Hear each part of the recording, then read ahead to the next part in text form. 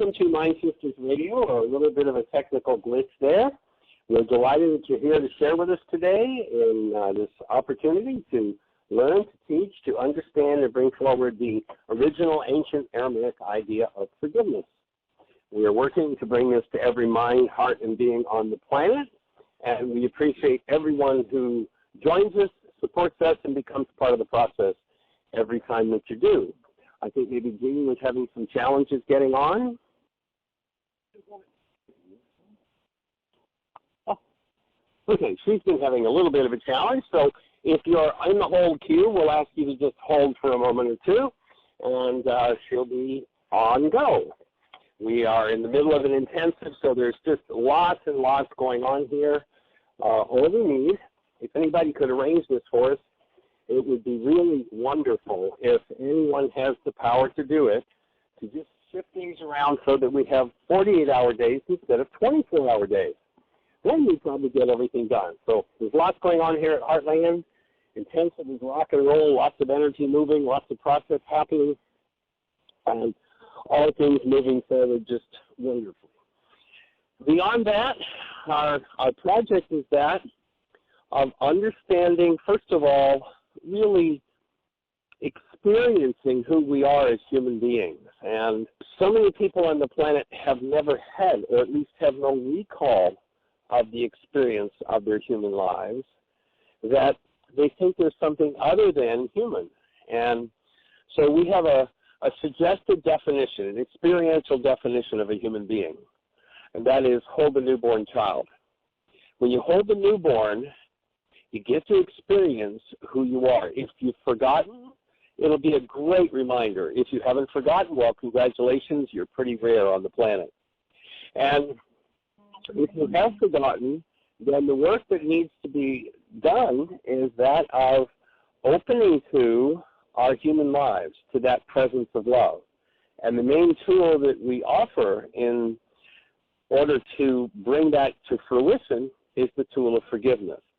And forgiveness is not what our culture has taught us it is. It is not about how I let you off the hook for what's happening inside of me. It's how I change the content of my own mind. And so if you want to engage in that forgiveness process, you can go to our website at www.whyagain.org.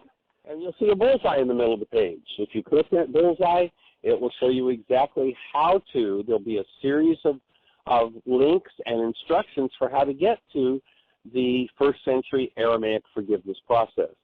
And as we open the space for that, as you open the space for that, there will probably be questions. And the reason why we're here 5 days a week, an hour a day, is to have a personal conversation. We absolutely want you to be successful at utilizing this tool. And so we're here to support you and have that conversation. If you have questions, if you have thoughts on how to bring this into fruition in your life, how to use the tool, that's what we're here to assist you in doing. Of course, there are many tools on planet Earth. This is just one of them. I consider it to be one of the most important ones, and I wish I had had the intelligence to have created that tool. Unfortunately, I didn't create it. I had the privilege of getting to work with the first century Aramaic words of the man named Yeshua. His name traditionally is Jesus, or at least that's what he's been called in this culture, but his actual name was Yeshua. And he had an understanding of how that forgiveness process worked, how to go inside your mind, and how to literally remove everything based in hostility or fear, everything that never belonged within you. And what never belonged was any form of hostility or fear, anything other than the active presence of love. And so, Jeanie, do we have Dr. Tim with us today? Oh, great. We've got Dr. Tim and Suzanne, and I think that Mary Jo Corcoran was going to call in as well. And if you're on, Mary Jo, if you click 1, that'll put a little hand up. Jeanie will know you're there, and we'll open mics and have a conversation. So, Dr. Tim, how do you be today, sir? I'm doing beautifully, thank you. Awesome. And since today is Parent Teacher Monday, any thoughts in that direction to help us open the show? Well, I would I wish I had a better situation right now. I'm in the middle of moving my office. I did have something come up, and I posted it on Facebook, and I was hoping for input from Suzanne and from you, but it was very heartening to see yet another person who was taking a look at parenting in a gentle and forgiving way, looking at some of their errors and coming to the same conclusion that I have for decades, which is I'm not going to be perfect, but if I learn to apologize, accept my errors, and correct them, I give that beautiful tool to my children to help them learn that they're never too old to learn and change and grow and become the kind of person they'd like to be. And there was a post I put up on Facebook which several people have responded to quite favorably. Pardon me? Oh, nothing said. Go ahead. So if I can get, in a moment or two, I might get back to my computer and either send you the link to that or I'm actually looking at your Facebook post right now, and not sure which one am I looking for. It's the one about parenting and the one about mistakes in parenting. So I've got one. The important thing about yelling is the last post that I see. Yeah, and then there's one that the teacher says exactly what he thinks. Yeah, the important thing about yelling. Ah, okay. It's a story of a well-written post about a mother who catches the fact that she's not doing it right and learns that it's okay to admit I made a mistake here and correct that, and how her children learn by watching her correct her pattern of yelling and turn it into a more gentle, loving response pattern. Cool. And how she learns to quit beating up on herself as a parent and see that when she does that, the results with her children are phenomenal. Yeah, certainly as a person stops beating up on themselves, they'll usually pretty much stop beating up on others as well, and vice versa. So it's definitely a reciprocal loop. With the show going, it's a little hard for me to get to the link to be able to read the article, but I will look at it, and we'll maybe have a conversation another time about it. Well, in the essence of it is there, as I just stated, and we were talking about it last week, that Rex brought it up, Mark brought it up, I chimed in, the idea that we do our children a disservice when we try to be perfect, and we serve them best when we accept ourselves as we are and work to be better. Model about ourselves, yes. Yeah, I think that's the powerful thing to do. And let's say hello to Suzanne. Young lady, how are you?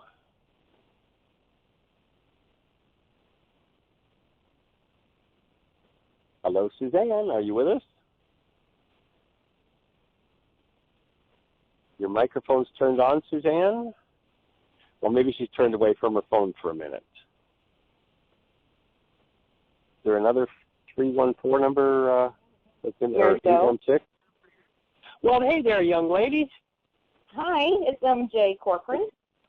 Welcome. Glad you're here. Glad you had the space on just a minute's notice of me texting you to join us. And maybe you want to just do a brief introduction. Right now. Oh, cool. Oh, okay. Yeah. Hope exciting things are happening in Chicago. Yeah, I'm spending some time with my daughters, so it's awesome. Oh, nice. I am a parent coach, and I was a teacher/principal in the public school system for 25 years, and I do a lot of home or house calls for families and do coaching around many topics, not just behavior, but relationships and helping parents feel supported enough that they can see what they want, envision what they want, and focus on it so they can make the changes and families of all life. Cool.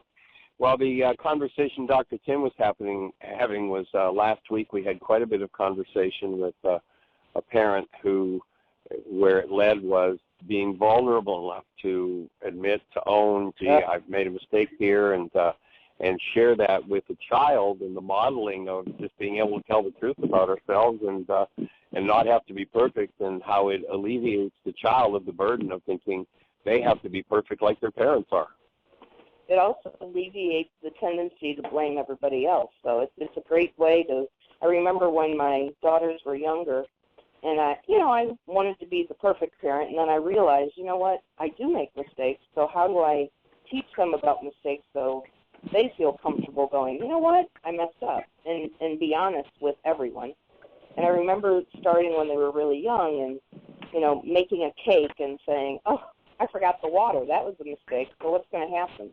Well, we can fix that. We can start over. And, so I did it on very concrete ways when they were younger, so they realized that, you know what, everybody makes mistakes and there's something to learn from it. And I think for kids, that's a huge message that they don't always get, especially in public schools and even private schools, because that need to be perfect, that need to be, straight A's, that level of competition that they experience doesn't allow a lot of room for mistakes, nor do us as we as parents expect those, because we're banking on their success many times. So I think this is a much bigger topic than we give it credit for. Well, I think it's awesome, that idea of the concrete example of purposely having something like you're making a cake and leaving the part out and showing them that it's safe to start over, and that because children are so concrete, that's a really, that's certainly a factor we hadn't talked about last week, is being able to do it in that way. That's powerful. Well, developmentally, if you have children, up to the age of 8, that's really the only way that they learn is experiential and, by doing. And so we forget about that first stage because we're adults. So we think we just talk to them. And it doesn't work that way. It doesn't sink into children that way. And if we take something that's not personal, something not in our relationship, and we can make a mistake outside of a relationship, it makes it much easier when it is about, maybe I did do that to you. Yes, I hit my brother. That they can finally, if you do enough outside of that in a concrete way, they start to incorporate that and understand in a relationship. I can say, yes, I was mad and I hit my brother. Great point. Awesome. Let's see if Suzanne is with us. Suzanne? Awesome input. And, of course, our call-in number is 646-200-4169. If you have a question or a thought for us as a parent or a teacher or someone who was once a child, I think that pretty much includes most of us. It can open the space for some very powerful adult healing when we can look at those child issues, because, of course, so many of those issues developed in early childhood, and creating the space for the memories to come forward to be cleaned up is just a monumental piece of work to do, for sure. Dr. Tim, your thoughts? By the way, this is Dr. Tim Hayes, MJ Corcoran. You guys, I don't think, have met before. MJ was on the show once before and shared an example of a child interaction and healing. But just so you guys are introduced. Hello, MJ. How are you? It's nice to make your acquaintance. Nice to make yours. When you were talking, it put me in mind of a story that a parenting coach I used to work with talked about. She was a teacher, and she taught teachers and parents about love and logic in that system. Mm-hmm. Yes. And she had an example in her classroom. She was a grade school teacher, and it came time for their treat and their break time. They had movie and popcorn that they had earned. And this one student had earned the privilege of making the microwave popcorn. And he really was full of himself at 8 or 9 years old, and decided that he knew how to do it. And pretty soon the entire room was filled with the smell of burned popcorn and smoke. And a great reminder. And so what would normally happen is the next time it's time for making popcorn, everybody would say, well, Johnny doesn't get to do it because he doesn't know how to do it. And this teacher was smart enough to say, well, Johnny, let's see how you do this time. Let's see what you learned. And Johnny didn't even want to do it because he was, he'd been conditioned like most of us have. I can't do it. I'm so stupid. Right. But sure enough, this time he absolutely read the instructions, and he absolutely watched closely, and they had a beautiful set of popcorn for their movie, and the learning was able to take place in a way, as you say, MJ, no amount of lecturing could teach a lesson to that 8-year-old. Right. Right. And for some reason, even as parents of even younger children, the concept of talking through issues, they brought it all the way down to 4-year-old, 2-year-old, when they're not ready for anything like that. And what they've done is they've created great attorneys, defense attorneys, meaning that they've taught their children how to talk their way out of things. And if you've ever seen the YouTube,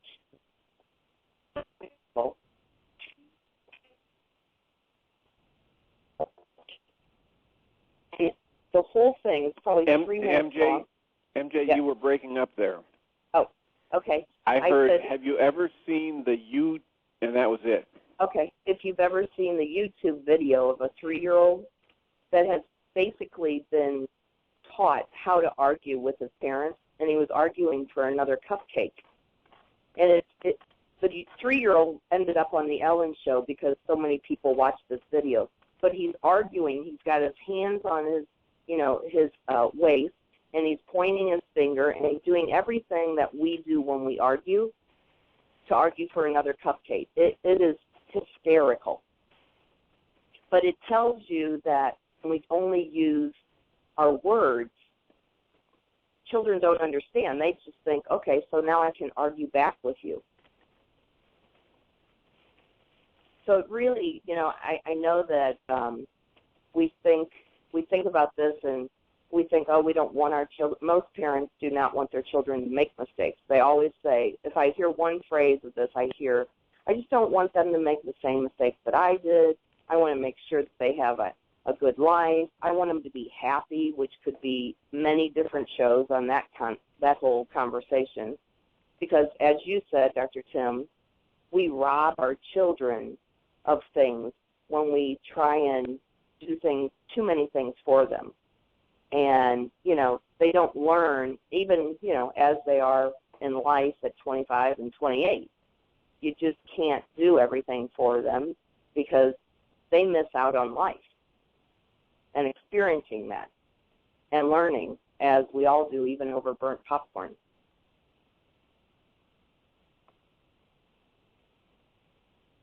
Agreed. And my comment about that video of the 3-year-old would be, if it weren't tragic, it would be hysterical.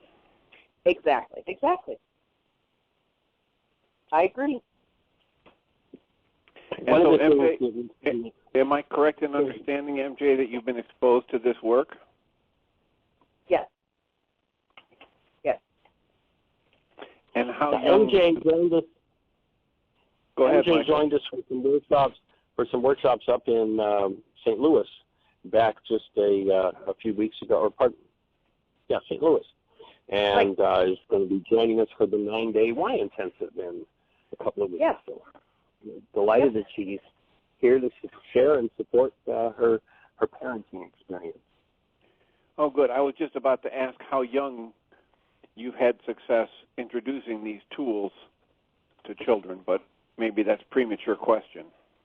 Well, I would say that even Science of Mind and all those those sources, those are what I use with kids as young as 3 years old. So I have them, I introduce the idea of, so you think this is true, and then I'll turn it around for them and switch the thought, and I'll give them evidence, if you will, for both thoughts. So it works with 3-year-olds is what I can say. And I've seen dramatic changes in not just the behavior part, but how they think about themselves and their attitude towards others. Early 0 to 8-year-olds, but I do work with tweens, and I work a lot with tweens on anxiety, because that seems to be the time when so many things are changing that there is some level of anxiety around a lot of different topics, and especially when it gets to school. So I work a lot with teens and tweens on that. Well, I would just agree that I've seen it work on 3- and 4-year-olds, and there's examples in my caseload of a 3-year-old suggesting that his 6-year-old brother needs to go to a worksheet. So That's great. When he sees him getting angry at the dinner table, so. Yeah, I used to teach my kids when they were really little. I'd go to the light, the switch plate, and I would say, if they had a little attitude, I'd turn it off or on and say, okay, we need to switch because this is not working. And I'd model like, excuse me, Mom, I'd like a drink of water, please, instead of, I want water right now. Well, and the other thing is that we get so much of this in a way, I call it energenetics, a combination of the energy system from our ancestors and the genetics. And if you're still there, I think Carrie posted something on Facebook recently about a new study that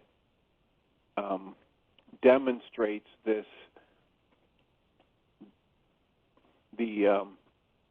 energetics and the genetics passing things down to us from many generations back. Yeah, here it is. Why do we have fears from birth? Mm-hmm. The following study, recently published in the Journal of Nature Neuroscience, outlines how the phenomenon was tested and observed. So here they are, finally validating with neuroscience in 2014 what Yeshua was talking about thousands of years ago, that the sins, or therefore the successes and failures of the father, will be passed into 3 and 4 generations. And so for anybody who doubted it or had difficulty seeing how they've inherited patterns from their bloodline, here it is in neuroscience evidence. I'd love to see a copy of that research, Sam, if you could send me it. Okay, and or just friend Carrie Ellis, because she has it posted. I'm going to try to copy and paste the address and email it to you. Cool. Awesome. Fabulous. Well, our call-in number is 646-200-4169. We'd love to hear from you. If you have a question, all you have to do is raise your hand if you're in the phone queue. And, of course, if you're in the control or in the chat room, you can also ask your questions there if you're registered in the chat room. So, Jeanie, do we have anything happening in the chat room to be aware of, or anybody with a hand up in the phone queue? Nope.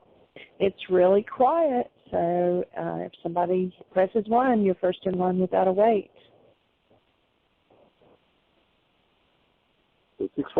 646-200-4169. What's your parenting question? Or your Julie's teacher's hand question? just went up. Oh, cool. Let's say hello. And we have Julie Haverstick.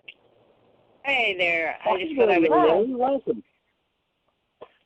We are doing an intensive here, but I decided to, be part of the radio show, so I was listening to what was being spoken about, and one of the things that I would like to share through doing my own process when I was working with children, I think we all are children of God, so, whether we're in big bodies or small bodies, I think the essence is the same. So, but I noticed that when my desire to empower children, I realized that I had to, or I chose to do some worksheets on being a rescuer and also thinking for others. And I never thought that I would actually do a worksheet on thinking for others, but rescuing, yes. But anyway, when that came back that I was thinking for others so that they couldn't do their own thinking, I realized I was not really empowering them. I was disempowering them. And so when I did those worksheets, I noticed I was being more of an allower in the classroom. I was allowing them and supporting them in doing their own thinking. And also, since I was doing some worksheets on rescuing, I also was able to support them, empowering themselves more. So I just wanted to share that. As I did my process, I was noticing I was able to have the language to support them in another way.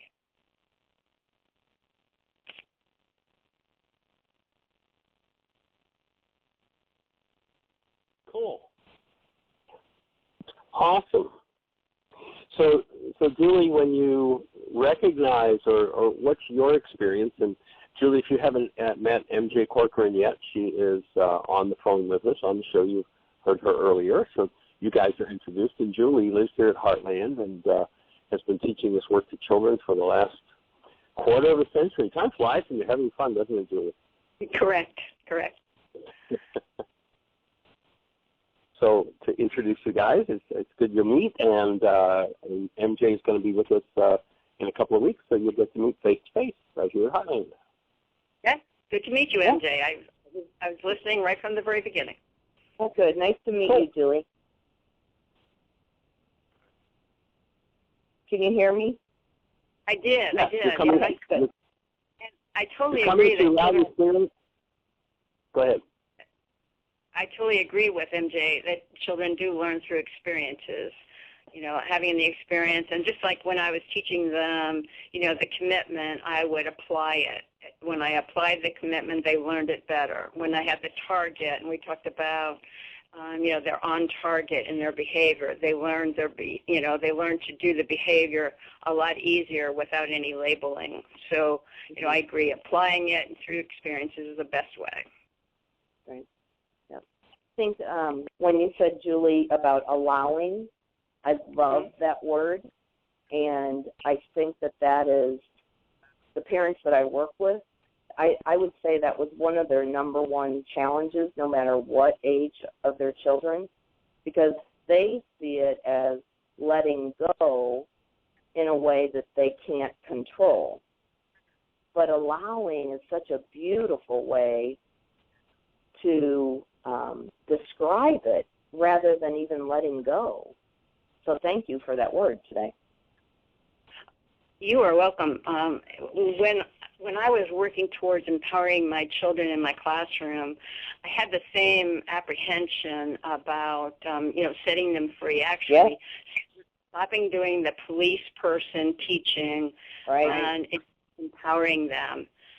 And so I had my own fears, and that led me to, of course, doing more worksheets on that so that I could be authentic, really saying I'm going to teach something really new here. I'm going to truly, drop the labeling, drop the grades, and totally, visualize them taking over what they need to actually be responsible for, which is their lives.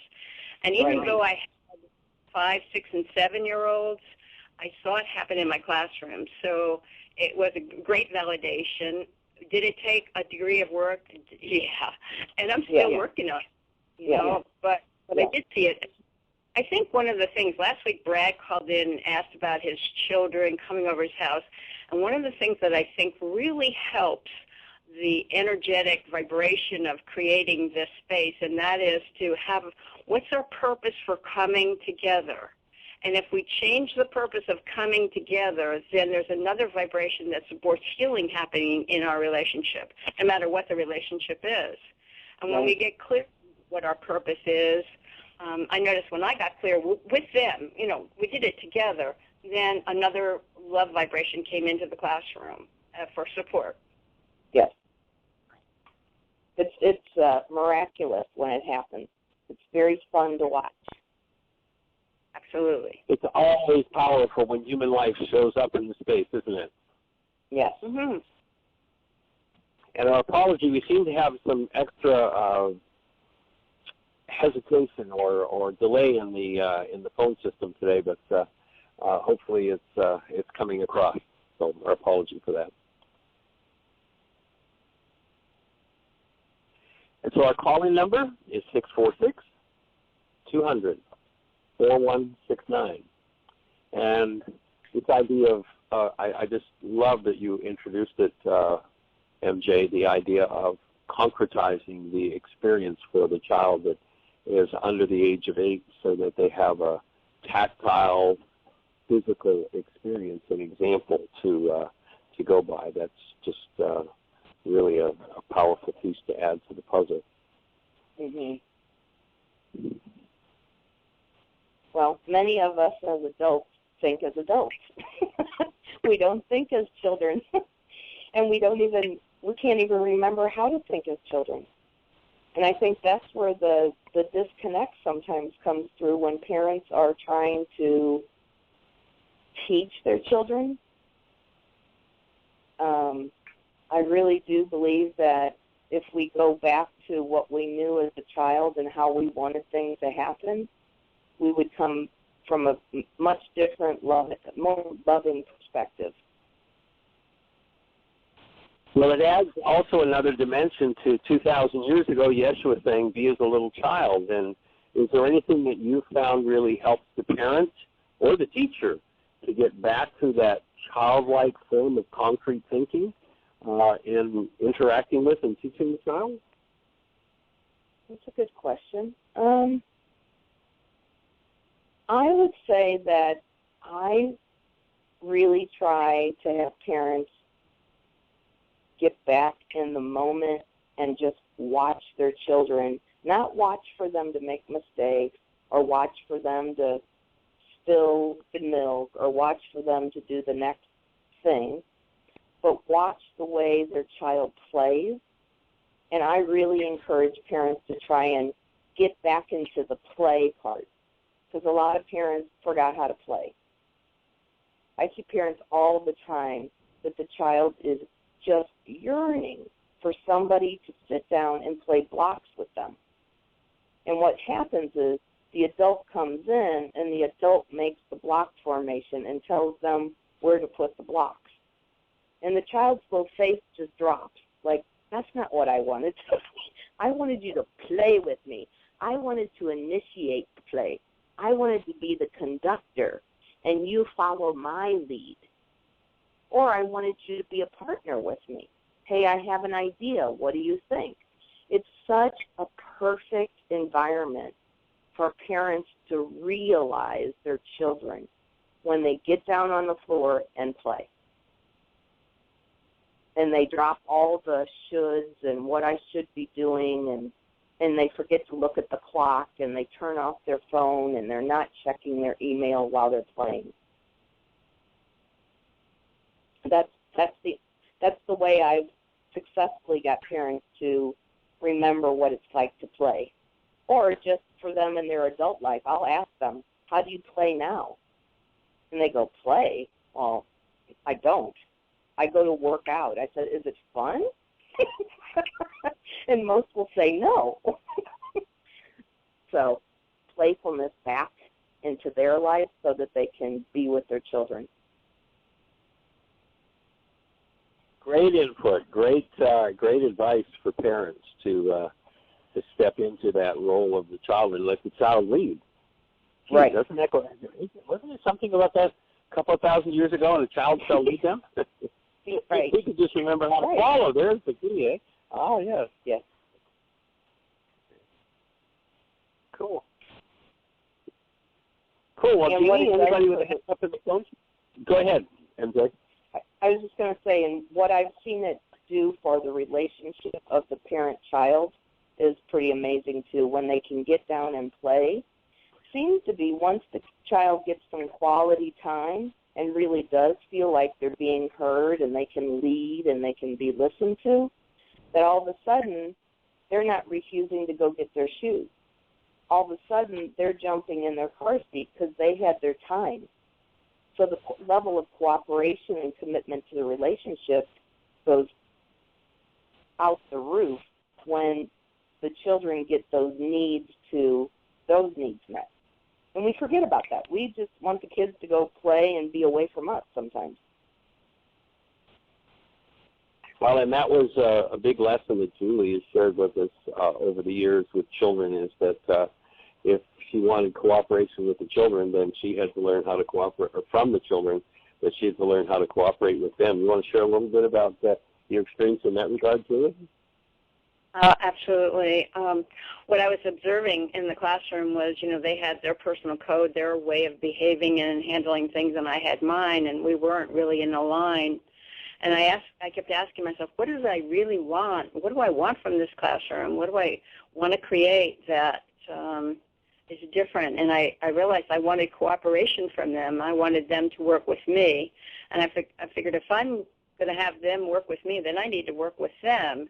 And there's a saying, when you cooperate with life, life cooperates with you. So I realized that I needed to do my healing work around this to actually create this vibration where we're working together instead of apart. Because when we're working apart, then there's always that pull for the power.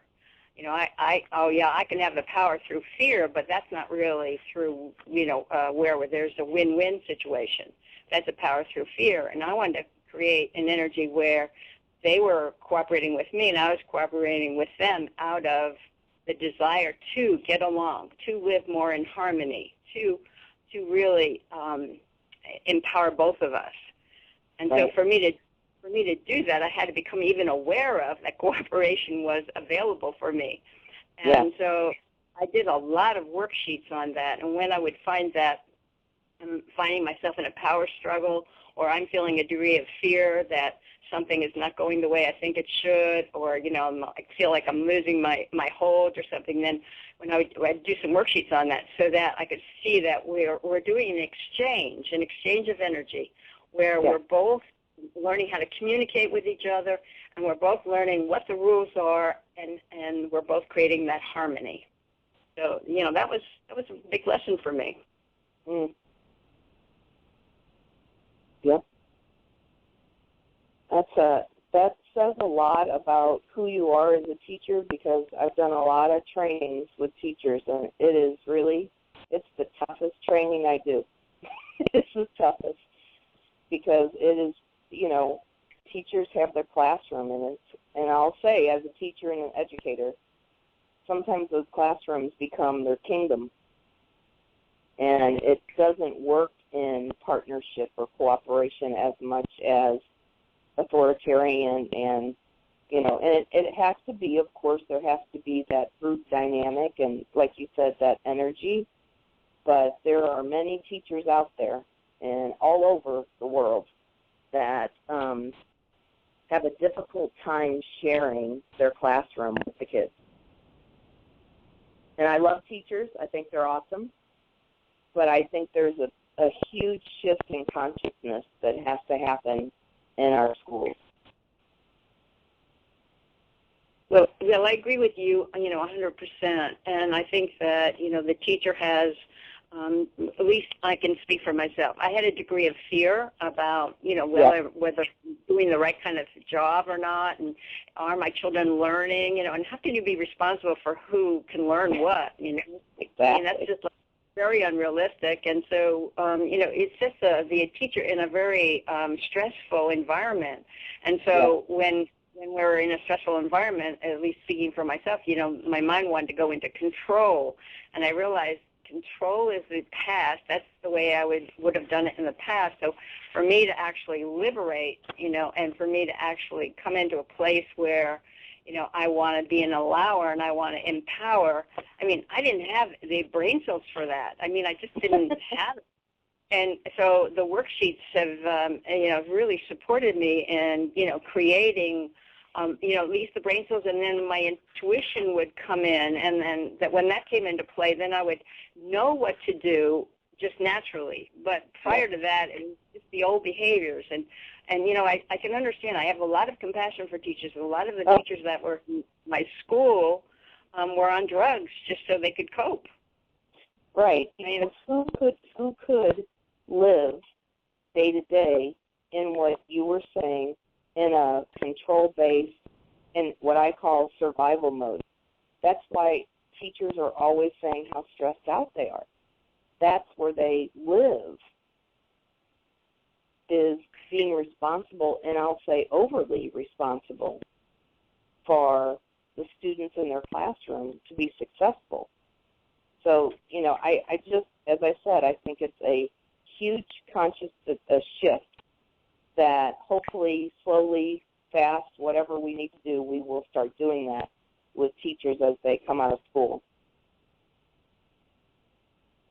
But then we talk about the universities and the shift that needs to happen.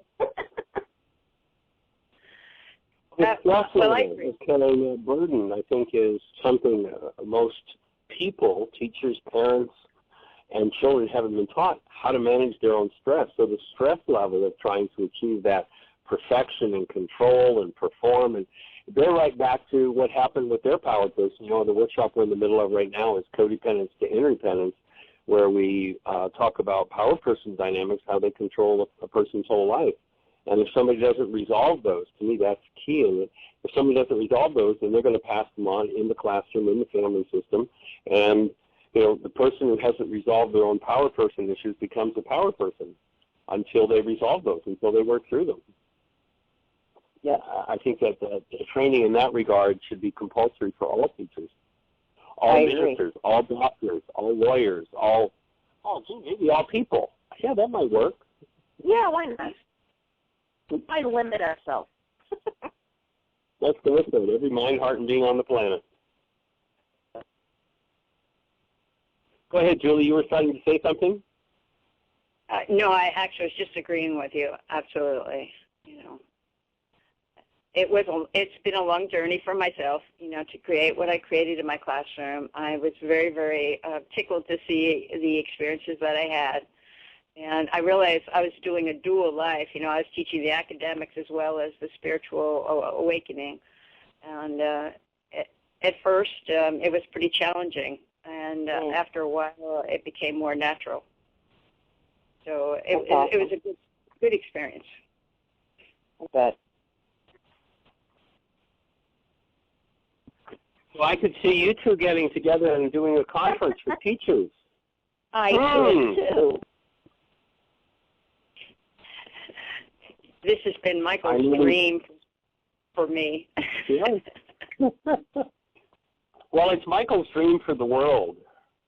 Right. It's so desperately needed. So, I know that, there are more and more teachers who are gathering around the idea of healing themselves as they bring healing to their children and the gift that they give. So, and of course, somebody who doesn't know how to do that can't teach it. Right.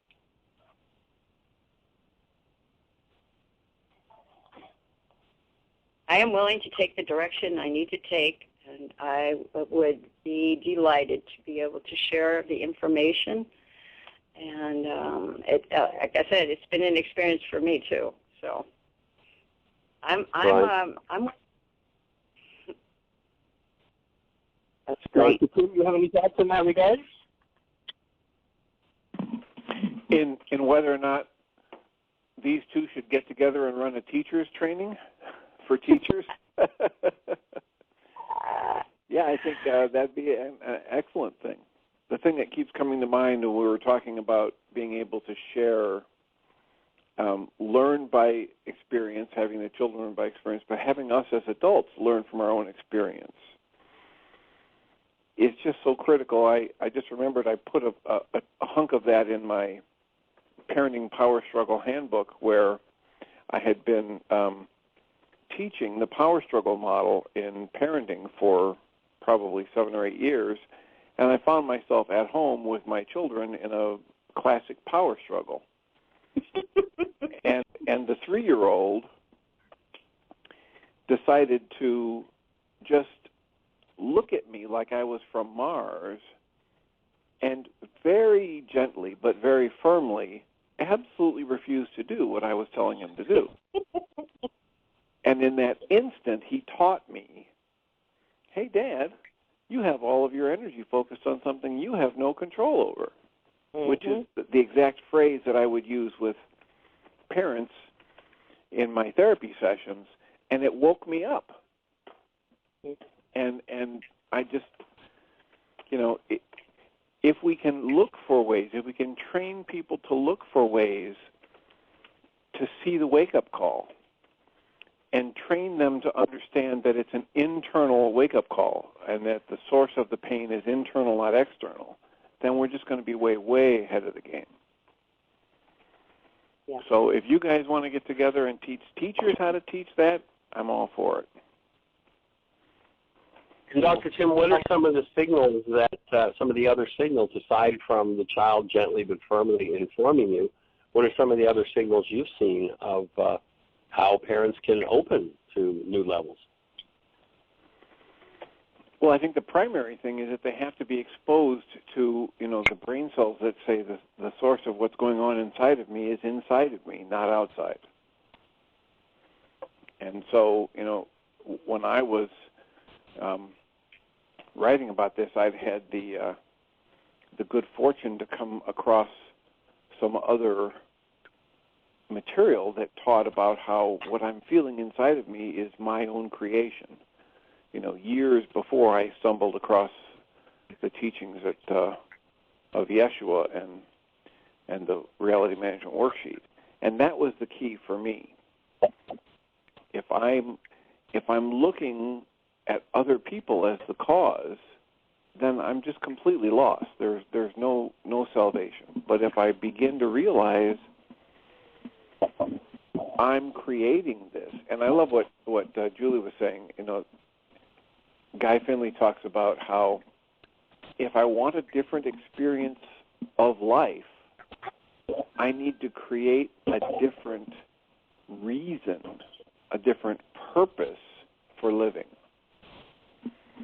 And in one of the original Healing Through Relationships DVDs, Michael talks about that. I think it's probably Mary Jo and Michael talking about that and saying, we've decided that in order to have a different result from our relationships, we need to get rid of the old reason for being in a relationship, which is to prove who's right and who's wrong and to see how much stuff we can collect.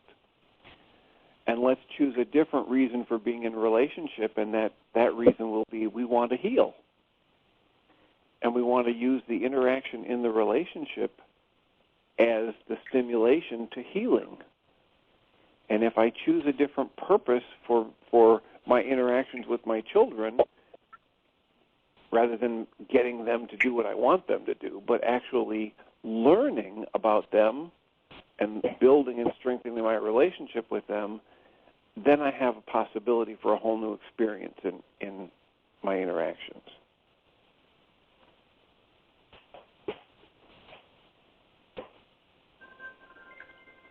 Yes, yay. And, of course, purpose becomes an important part of it because all perception is based in purpose. And once we elevate to higher and higher levels of purpose, we'll elevate to higher and higher levels of perception. And, if you go back to the teachings of Yeshua, he had a whole lot more to say about perception than he did about religion.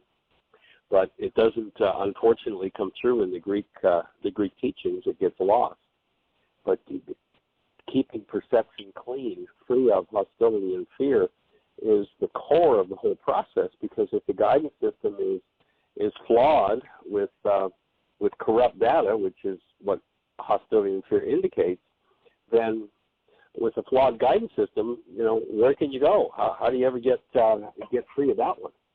And so the tools are just so important and so powerful take into the process and to use. And we're delighted to have the opportunity to be able to share these tools with everyone who chooses to participate. It's pretty awesome. And Jeanie, we're down to just the last few minutes. I just want to check with you and see, do we have anybody with a hand up in the phone queue or anybody in the chat room? We do have a hand up. We do have a hand up, area code 541.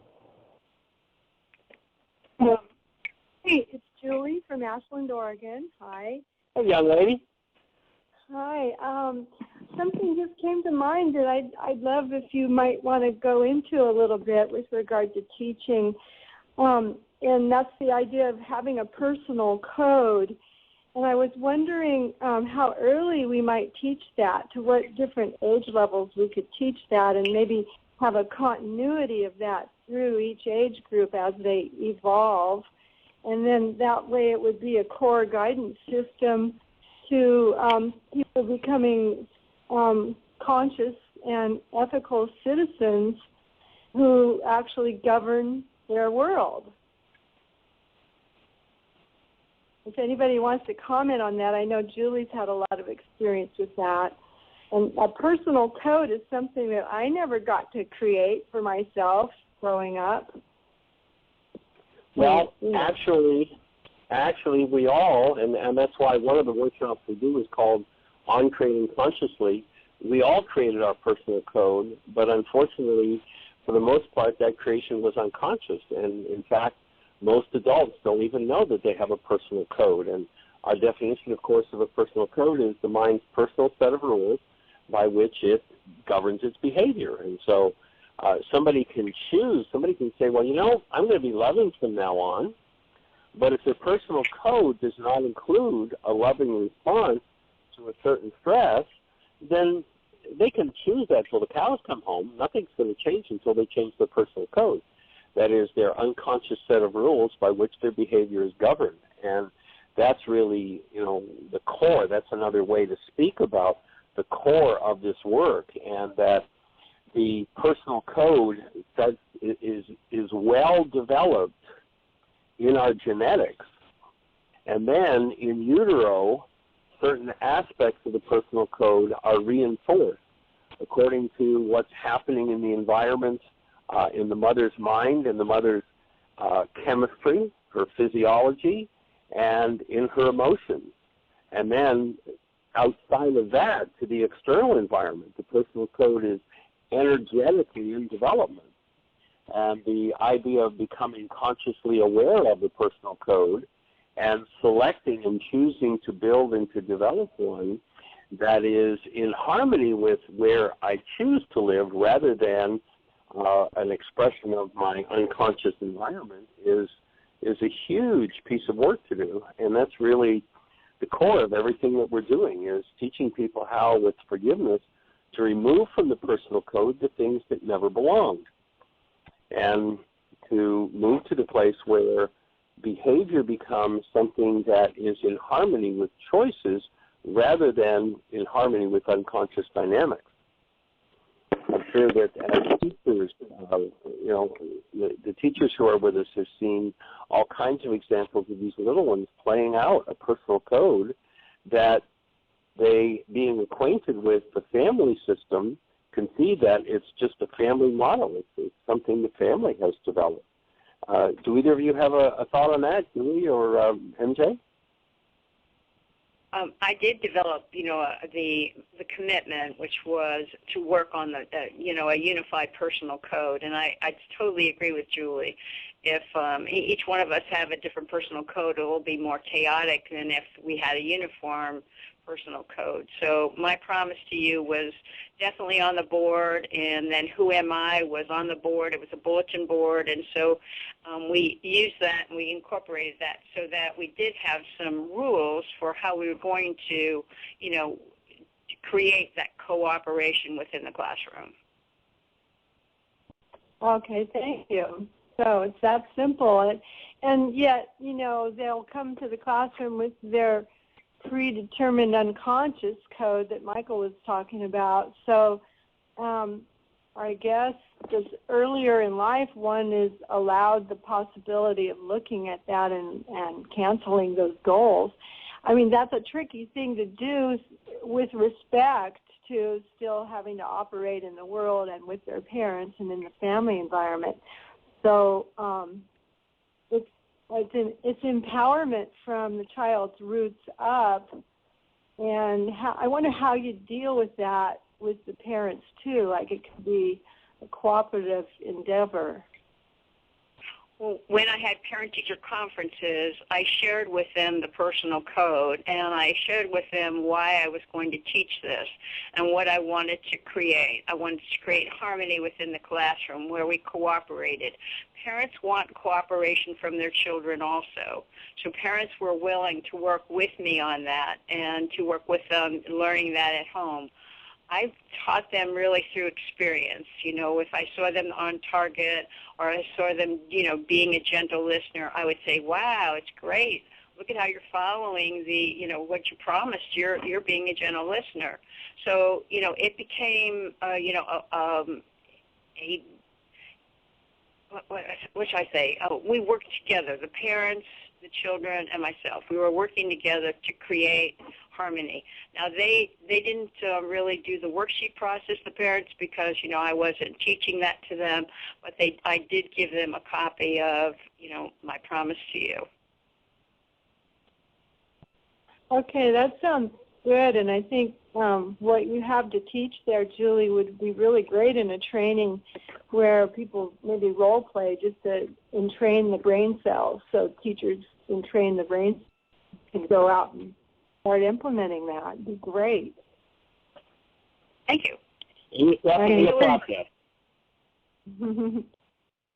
And we are down to just the last few seconds, so I'm going to close out the show and say thank everyone for joining us. Julie, MJ, thank you both for being here. Dr. Tim, it's an honor and a blessing to have everyone that supports the development of this teaching and making it available to ultimately every mind, heart, and being on the planet. Bring a stranger to the show tomorrow, and if you're ready to take your work to the next level, look on www.whyagain.org.